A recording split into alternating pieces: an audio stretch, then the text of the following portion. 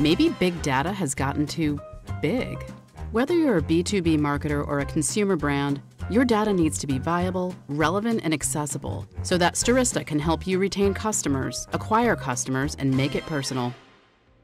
Welcome to the Marketing Stir podcast by Stirista, probably the most entertaining marketing podcast you're going to put in your ear. I'm Ben, the producer here at Stirista. The goal of this podcast is to chat with industry leaders and get their take on the current challenges of the market, and we'll have a little fun along the way.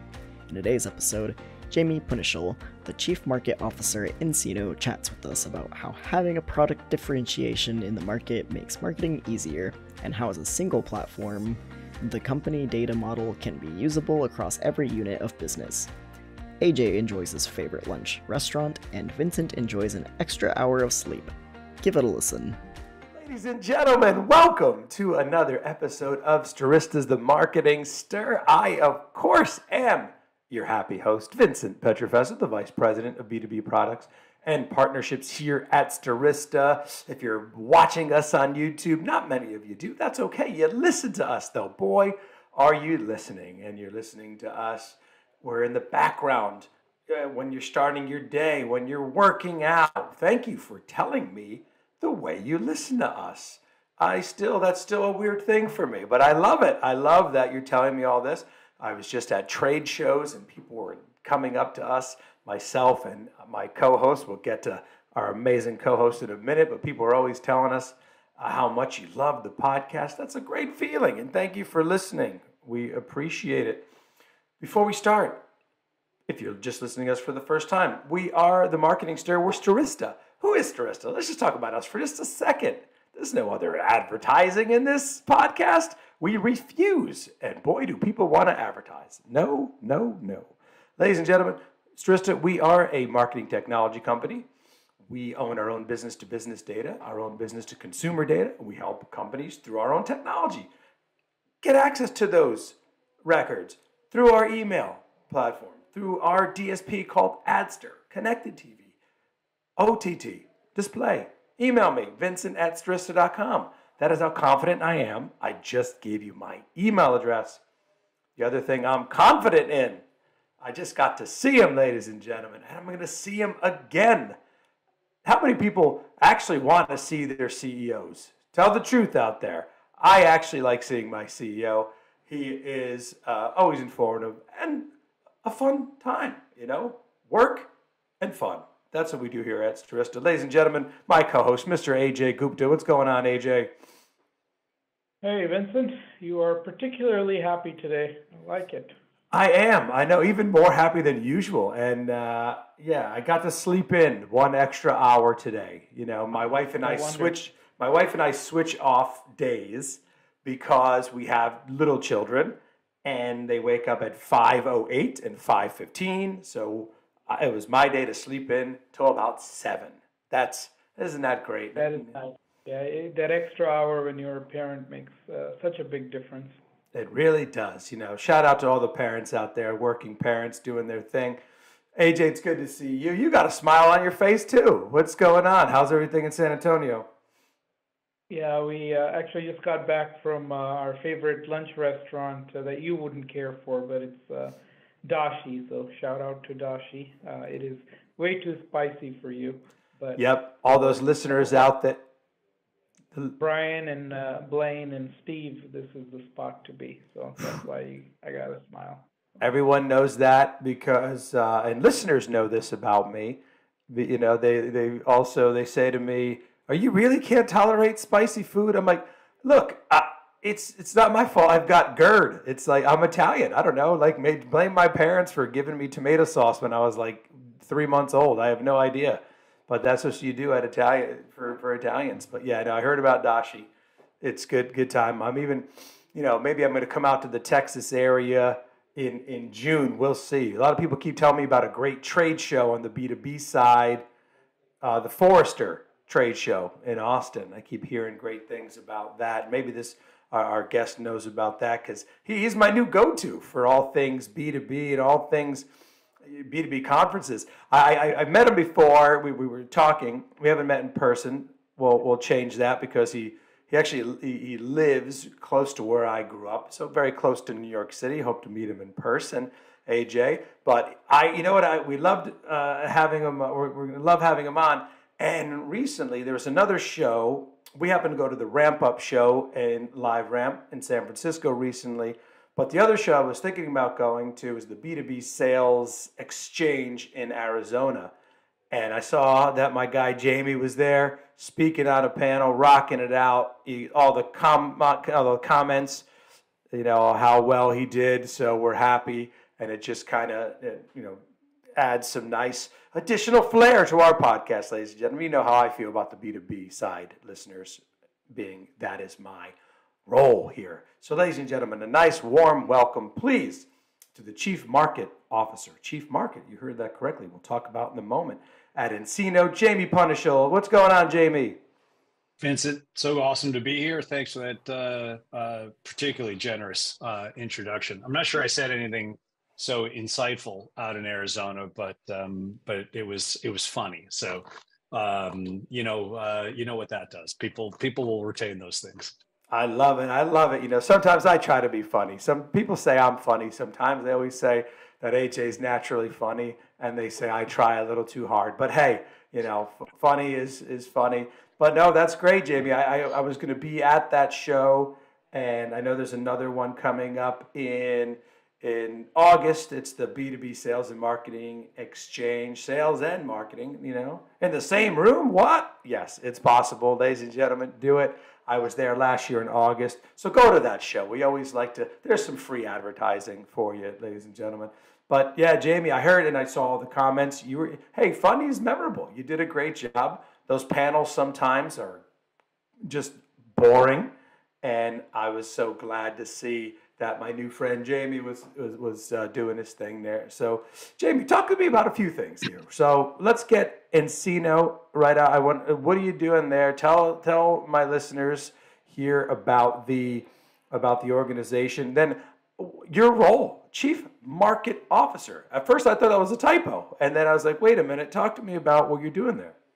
Yeah, so I'm fairly new to role. I won't be able to say that too much longer. I started August 1st, so we're about 7 months in now. nCino is a cloud banking company, so it's bank software. It was actually the pioneer in cloud banking 10 years ago, when lots of banks thought that they would never go to the cloud at all. That was an unsafe place. It's a fintech unicorn, rocket ship, 0 to a couple $100 million in 10 years. And, it's really gone from upstart serving, small US community banks, to now, serving global enterprises, Australia, New Zealand, Japan, UK, France, big companies, small companies, 3 of the top 5 US banks, 3 of the top 5 Canadian banks. I could go right through the list.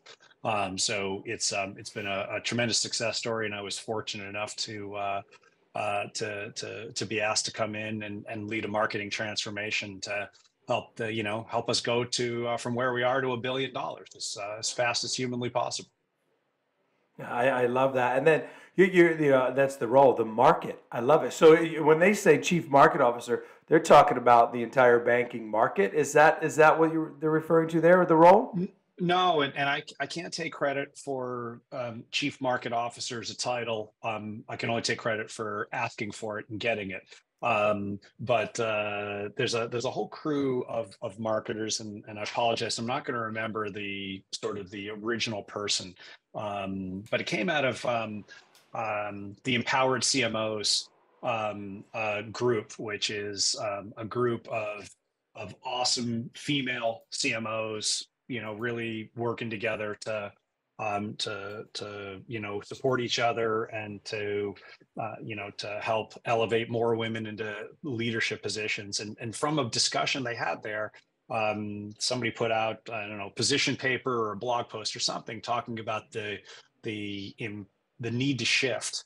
Like, hey, if marketers want to be taken seriously, we got to stop talking about what we do and focus on the impact. Like, marketing should own the market. We should own the view of the market, the voice of the customer. We should represent that for the company. We should bring that back. And we should have, a strategic place at the table, which we all want. Many people complain about, they can't seem to get, but it's because we focus too much on the activities of marketing and not the impact and the outcomes of marketing. And so it's a fairly subtle thing to drop the ing. You think about it, none of the other C-level titles are a gerund. But it's as with so many things in life, that little nuance just changes the discussion for what the marketing function can do and the impact it can have on the business and the role that you can play at the strategic leadership table. No, it definitely makes sense. Jaime, talk to us about how you got into marketing. It's one of our few staple questions that we ask, and especially you've always kind of been involved or adjacent to kind of the fintech world, if you will, banking, fintech. So just tell us your story. Yeah. So, if you look backwards at my resume, it almost looks as if there was a perfectly designed logical path that assembled a series of capabilities and skills and experiences that led me to exactly this job, exactly here today. I assure you it was not so planful. I started my career actually in sales, and which I believe is something we talked about a lot last week. The more former salespeople you can have in your marketing organization, the better off you are in really getting that sales perspective and that marketing sales alignment. But at any rate, I ended up in the mid 90s because I'm old. My children like to remind me that I'm OAF. I'll let you suss that out if you don't know what that means. And the internet came along, and I was a young guy who saw, hey, this technology thing had big potential to change things. And so I was fortunate enough to be tapped to lead a team to build the first online brokerage for Bank of America back in the mid 90s. Before E-Trade's still on the phone. Schwab hasn't even launched eSchwab yet. It was quite a while ago. And that kind of led me, that was my first, what I'll call a digital transformation job, even though I didn't know it was digital transformation. I didn't even know what transformation was back then. It was just cool stuff that I thought was going to be impactful. And so I've kind of, moved through my career really surfing on the wave of digital transformation. And that's taken me in lots of places, from product positions to business line positions to P&L positions. And then ultimately, over time, we see marketing taking on more and more responsibility for digital, in digital transformation inside of organizations. And so I got tapped about a decade ago, not quite a decade ago, to join TIAA as they were getting ready for their first national advertising campaign and a rebrand. They wanted it to be a very digital-led strategy. So I was leading a digital transformation.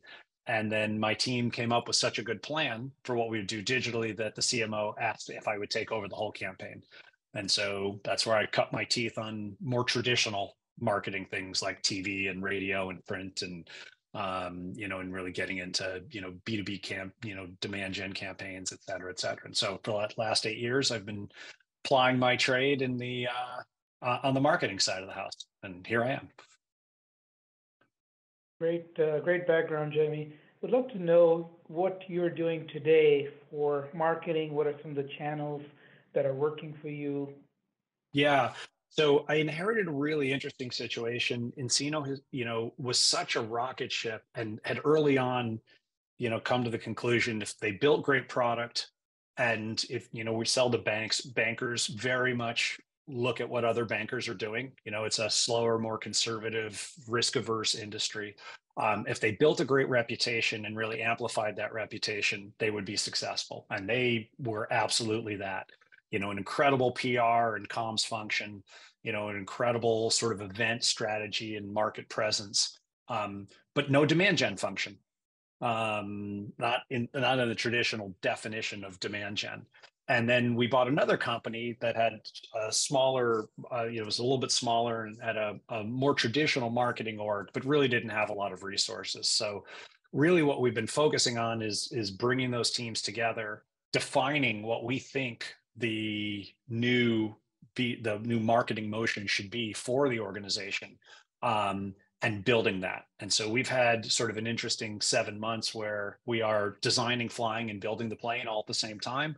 Obviously, all the existing campaigns had to keep running. The pipeline had to, keep being filled while we were designing sort of our future state and really, taking a data first, technology and automation first approach to creating scale. Because we're now a big company, we're operating in 10, 11 markets. We've got, almost 1,700 employees, and we need to operate with that kind of global scale. I inherited almost no tech stack. There was just Pardot and Salesforce on both sides of the house. So we've been in a massive plan and build mode, and we've just reorged. So we are now, rolling out an ABM platform soon, and we will, we've started to really up our game in our digital advertising channels. And the nice part is, I don't have to change what existed. I get to build the most modern, stack with the best, process and, the latest and greatest toys, et cetera, et cetera. So we're going to likely be an ABM first approach, where we have a very definable universe. You got to be a bank. I know who you are. I can get lots of information about you because there's a lot of public data. So it makes logical sense for us to really hone in on a really tight definition of our target account list, and then, do a full stack approach. But I think we're going to, as I've done in other places, and you can see the way the buyers are shifting, we'll shift to a little less offline, a lot more digital, and really hone in on first party data, right? There's so much good data and signals out there that marketers, honestly, surprising to me, are not taking advantage of. Yeah, I completely agree. As a data company, we definitely see first party data as the future for our industry. You mentioned demand gen, which is probably one of the toughest things for most marketers and something we grapple with as well. And one of the things we always try to figure out is how do we distinguish ourselves from our competition? So is that part of the strategy? And if so, would love to learn about how do you differentiate yourself from the competition? Yeah, well, I have the incredible fortune of having just awesome product market fit. We built a product 10 years ago that literally there was nothing else in the marketplace, to support commercial banking transformation. And the founding team had the foresight and the vision to know that we weren't really solving just for commercial banking, that what we were really solving for is a gap in the marketplace, which is a single platform that can empower the entire bank. If you flip it around, customers, and we all have banking relationships. Banks spend a lot of time talking about being customer centric. It's in all the annual reports. They measure NPS, et cetera.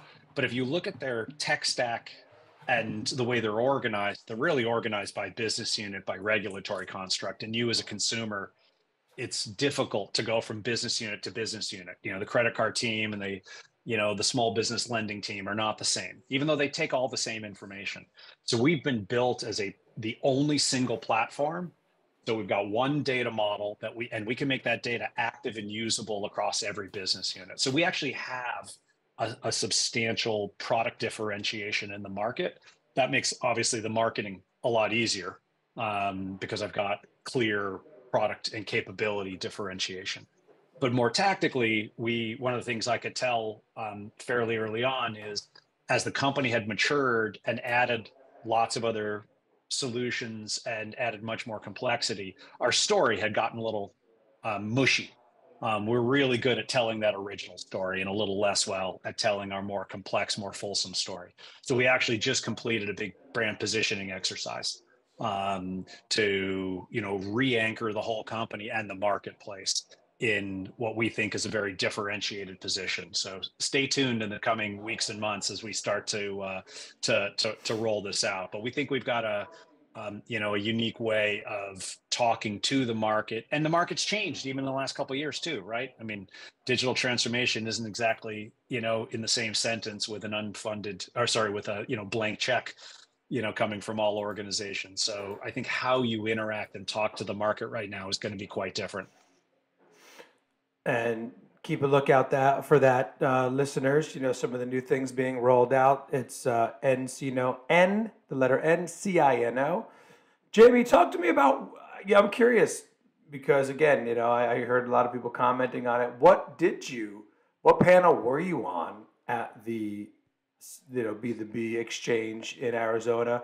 What did you talk about? What were some of your takeaways from not only the panel but the show in general that you could share with our listeners?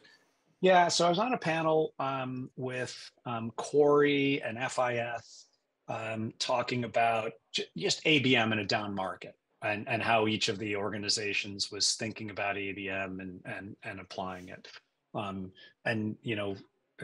Demand gen's hard, ABM's hard. I mean, let's face it, you ask 5 people for the definition of ABM, you'll get 7 answers. Right. We see this, we're doing a lot of education even internally. So it was a lot about, how the relationship happens with sales. How do we set the ABM strategies? Are we doing more or less? And so obviously there was a lot of funny discussion about, creating that sales and marketing alignment, which is, the ever elusive goal. At a more macro level, I thought there was great energy, frankly, at the event in a way that I was happy to see, because you're not quite sure with all the tech layoffs and everything else what would be there. But there's a lot of energy. I am always struck, to your earlier question, Ajay, in many ways how non-adoptive so many organizations are of this new stuff, right? I like to call it digital kabuki theater, which I think we all saw at the beginning of the pandemic. The pandemic was awesome. I thought it was awesome as a marketer. It was the world's greatest A/B test. We took away all other tactics. All we had was our digital marketing. And what I saw was how many teams said they were doing digital, but you realize that that was not a prime directive, or they weren't really doing a sophisticated way.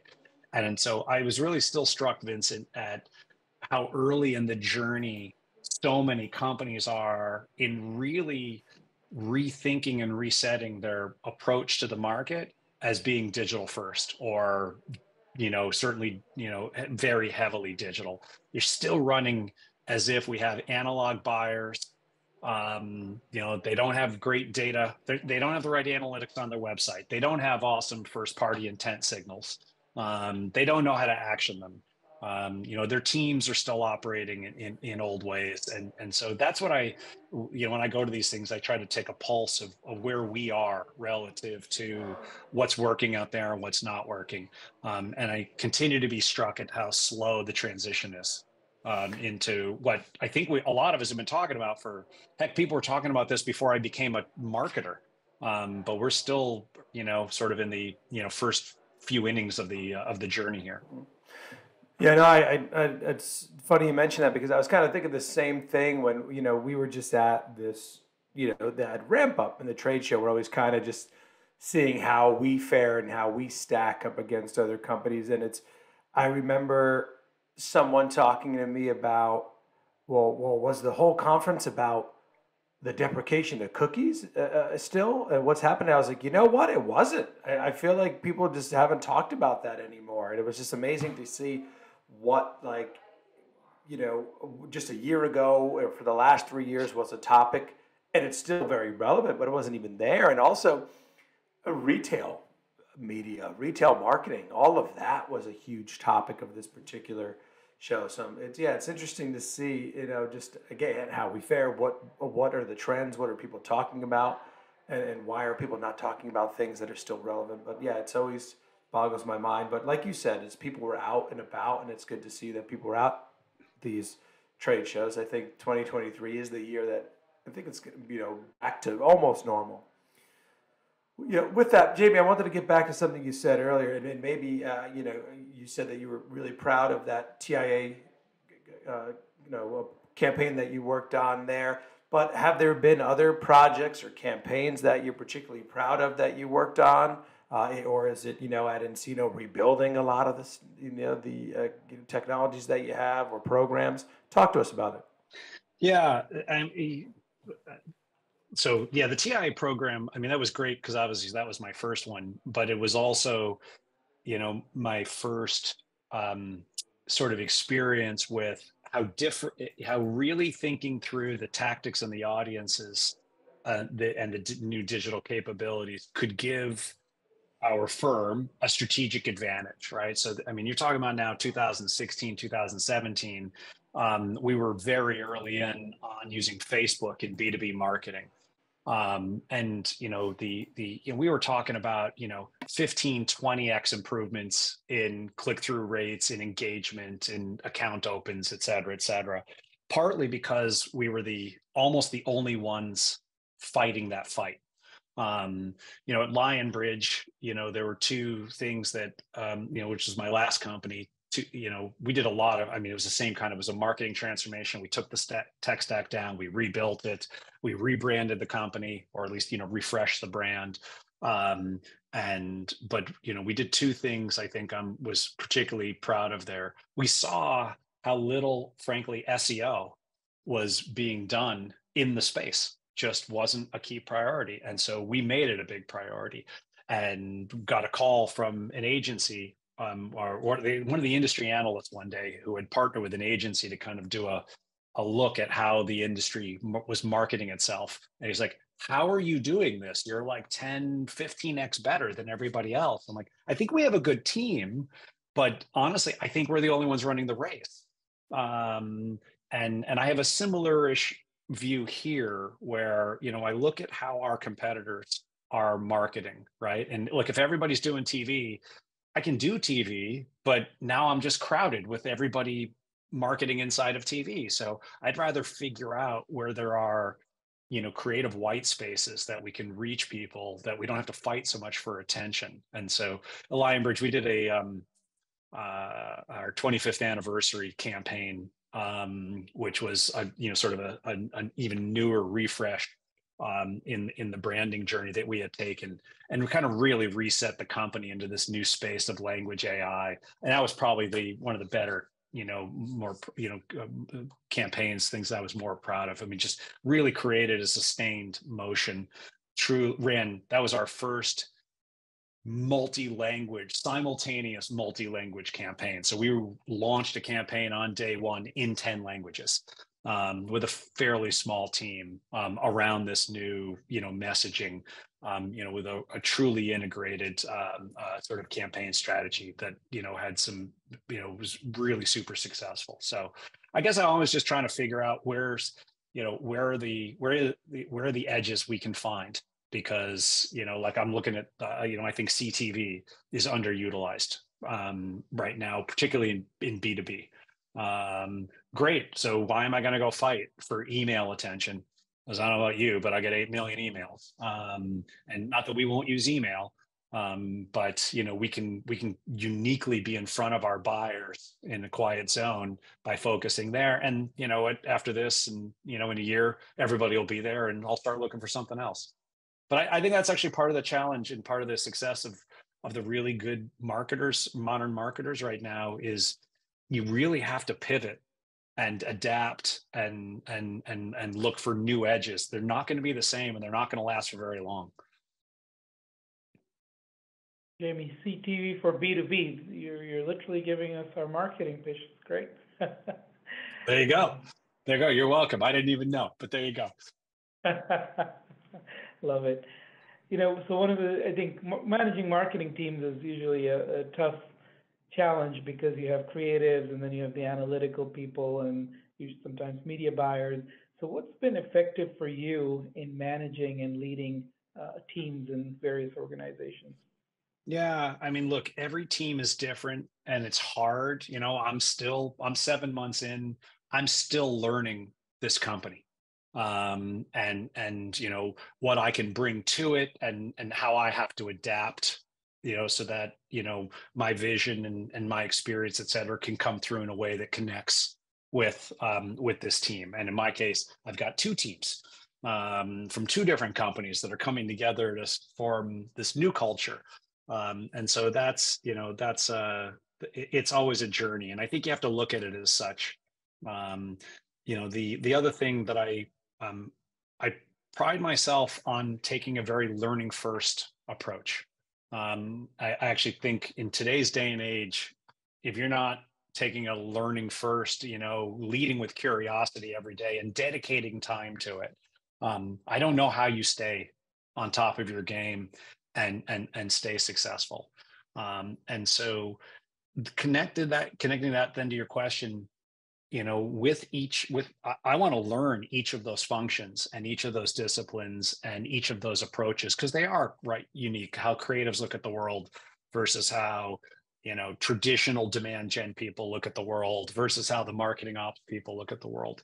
And I think because of that, I've learned each of those worlds. Right now, nobody wants me driving the SEO strategy, but I know enough about SEO to have a really good conversation with my SEO expert and appreciate the nuance and be able to push their questions and then take that and connect it to what's going on the rest of the team, which I think is one of the my key responsibilities as a leader, is to help the team understand how their little piece of the factory and their contribution connects in with the whole. Because let's face it, as a customer, you're seeing an integrated story. I'm listening on the radio, I'm reading the print, I'm clicking on the ads, et cetera. And you can tell when the company isn't operating in integrated fashion, right? The coupons you get from your, a store that is different than the coupon you get from their online site, which still happens to this day, right? Where you clearly have different parts of the organization not creating a single buying experience. And so that, to me, I think, and really helping my team grow and learn inside of this ever-changing universe, right? I mean, CTV literally wouldn't have been talked about 36 months ago. And in my team, I said CTV, and okay, let me explain to you what CTV is.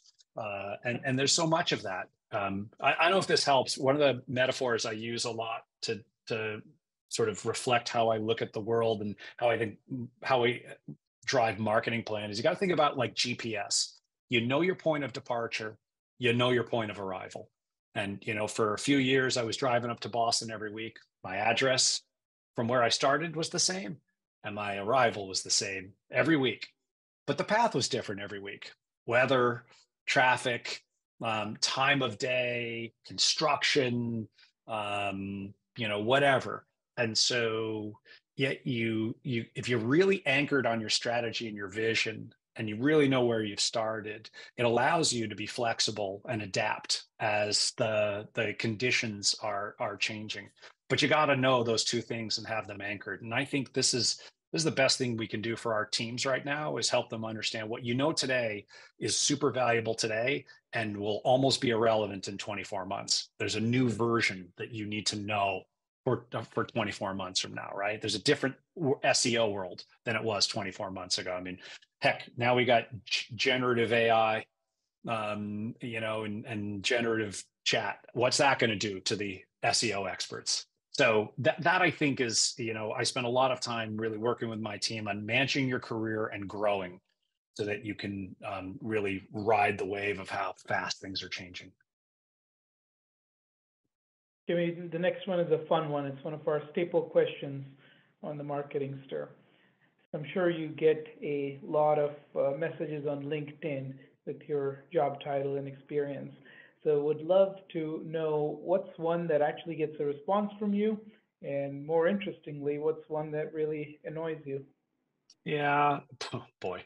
The last one is a much easier question to answer, right? And we watch in themes, and then a bunch of us CMOs, we joke about it. There was for a while this summer, it was everybody was getting invited to start a franchise. All of a sudden, all the franchise guys came out of the woodwork, and they seem to have quieted down a little bit. But I don't know why. For 3 months, everything was about that. I guess I'll answer it this way, because it's a hard question, and our BDRs and sellers ask me this all the time. If you happen to hit me with a message that is pertinent to something I'm thinking about, and you find a way to do it with some value add, then I'm going to respond and listen. And the truth is, I try to respond to everything. And you talk about irritating. I will respond, hey, this doesn't fit, or hey, I just can't think about this call me back in 4 months. And I'm just never cease to be amazed about how many people try to convince me that whatever I've just told them isn't correct. And I really should have urgency to talk to them today. Like, you kind of should just be happy I responded to your cold email. I even told you to call me back in August. Your timeline and my timeline's not the same. And I think, if I'm, giving counsel to sellers on that front, right, like, I must get 300 emails a day. It's you're not getting a lot of time if I've taken the time to respond. Or even if I haven't responded, the sort of that super clever, you're dead, you're under a rock, you need help. Let me know if I should call you back kind of ABCD thing. It was cute the first time. It's not cute anymore.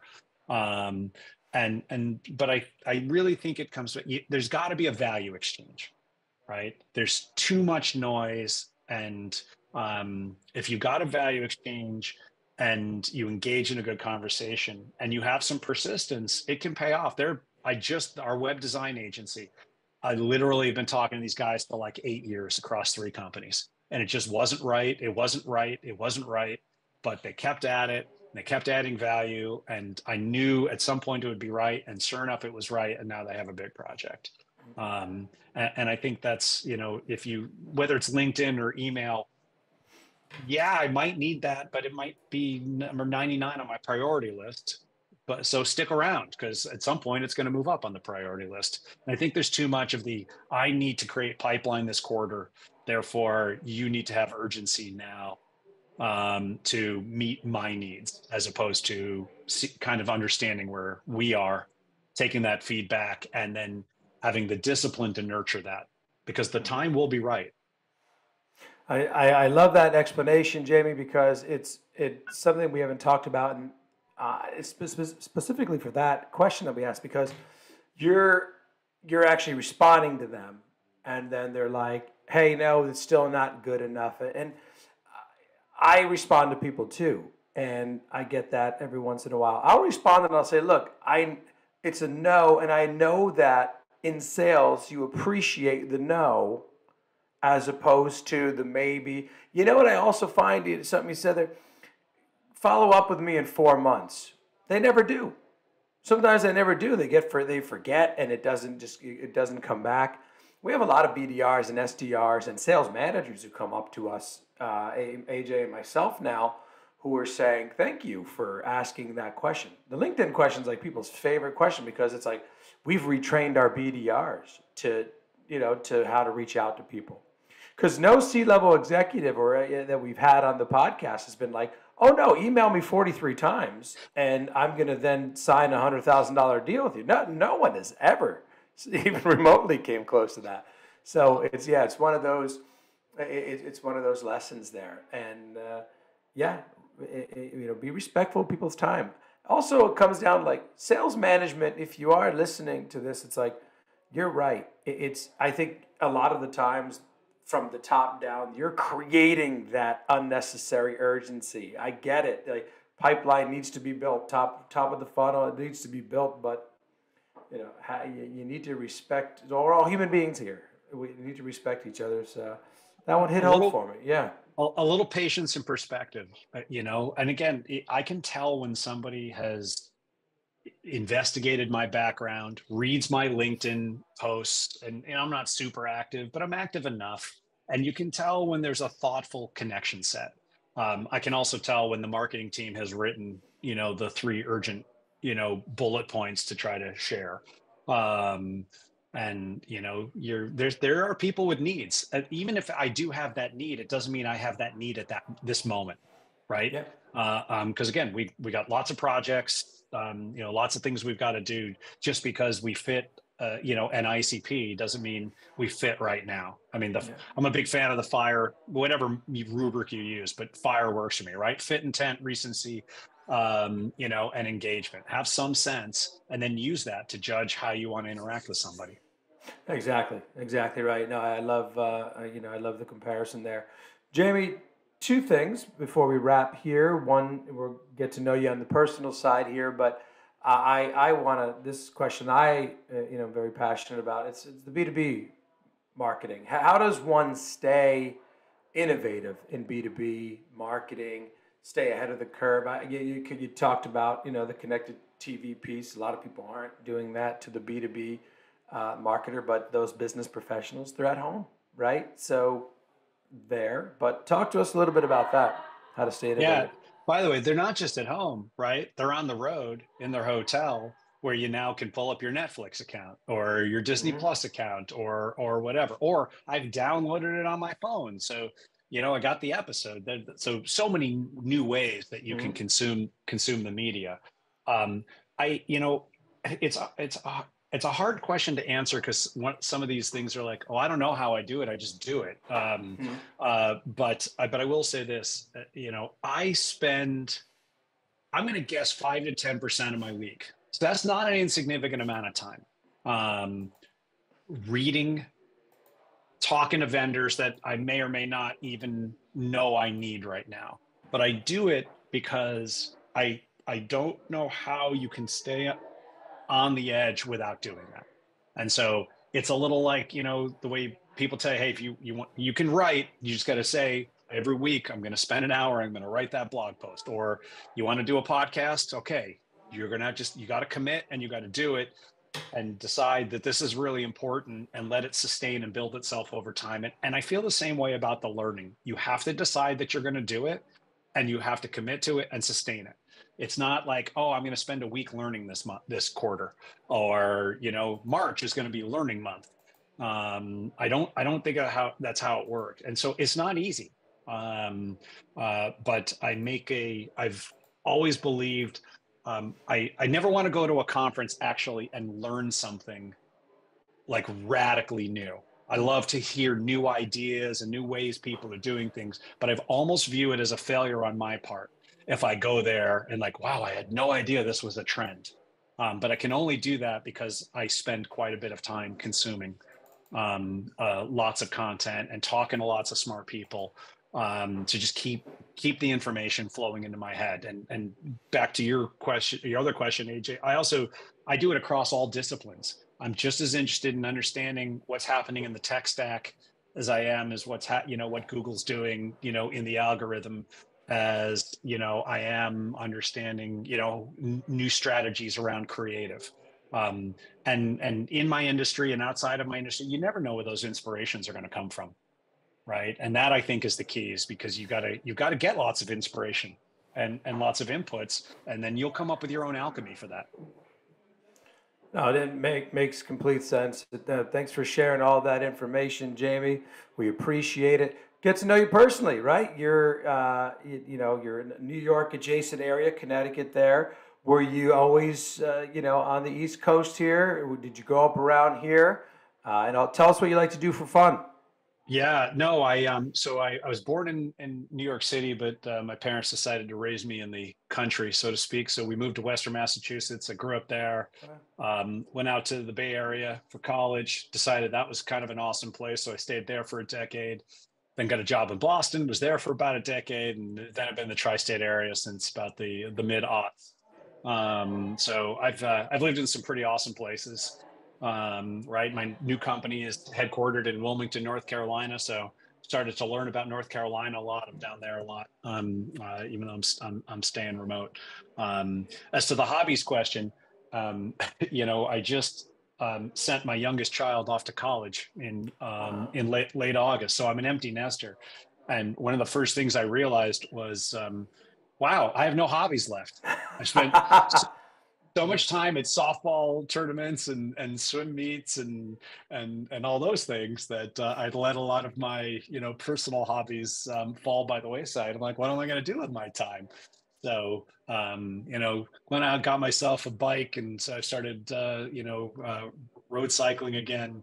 And this year, I'm determined to get back on the golf course for that lifelong, never-ending pursuit of failure that is learning how to golf. And my wife and I have just started to travel a lot more. So we love to go to concerts anywhere not local. So we did like Rage Against the Machine in Toronto last summer, and we're going to go see Muse in Vegas in a month, and Nice. and just get back out there into the world and we love ourselves some live music. So I'm That, enjoying the next phase of my life, I guess is the way to put it. that's amazing. You're a young empty nester, attaboy. But also don't discount the amazing Capitol Theater in Portchester, New York. You know, right there, my hometown. It's great little venue for those who live in the New York tri-state area. Check that out every once in a while. Jamie, this has been awesome catching up with you. Keep up the great work at nCino. This has been a great episode, ladies and gentlemen. Check out nCino, nCino. Check out Jamie. He's the Chief Market Officer at nCino, Jaime Punishill. I'm Vincent Pietrafesa. That's Ajay Gupta. This has been another episode of The Marketing Stir. Thank you so much, my friends, for listening, and we'll talk to you soon. Thanks for listening to the Marketing Stir podcast by Stirista. Please like, rate, and subscribe. If you're interested in being a guest on the podcast, please email us at themarketingstir@stirista.com. And thanks for listening.